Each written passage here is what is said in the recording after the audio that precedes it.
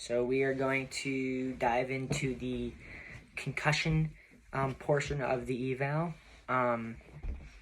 First, when you're examining this patient, what you want them to do is stand here, as you can see. Stand shoulder width apart. This is going through that best test. They're going to stand shoulder width apart. Then you'll have them go to one leg. And then after one leg, you'll have them do tandem stance, which is one front and one back. So that's that progression. You could also have them do a dynamic straight forward lunge. And what you're looking there to see if they have any wobbling or any really bad balance with that.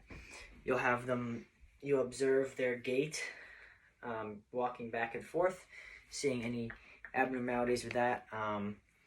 We will also pull out the eye pen and we will check for perla, so make sure the pupils are equal and round, reactive, accommodating to the light.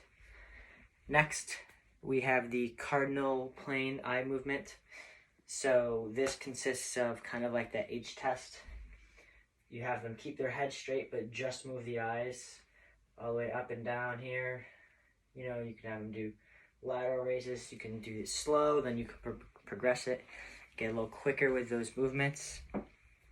And then you get into kind of the SCAT or JOMAC portion of the eval. This is where you will ask them questions, judgment questions. So should they do this certain thing? Obviously, it's going to be something kind of extreme, like should you jump off of this bleacher onto the ground? If they answer yes, that's a concern. You then have the orientation, so asking them, where are they? Are they getting those answers correct? Memory, so retrograde and antegrade. Retrograde, something that happened before the injury. Antegrade, something that happened after. So, and it has to be something that you kind of know the answer. So you could say, like, who won the election? And then after the injury, say, do you remember me touching you? Do you remember me doing this eye motion? Things like that. Next, you also have the effect. Are they acting normal? And this will be something that you would know if you have spent time with that athlete, or you can just kind of tell when someone's off. You have cognitive, so this is when you're going to actually really test the athlete's thinking. An example you could do is start at 50 and count down from sevens and see if they can get that right.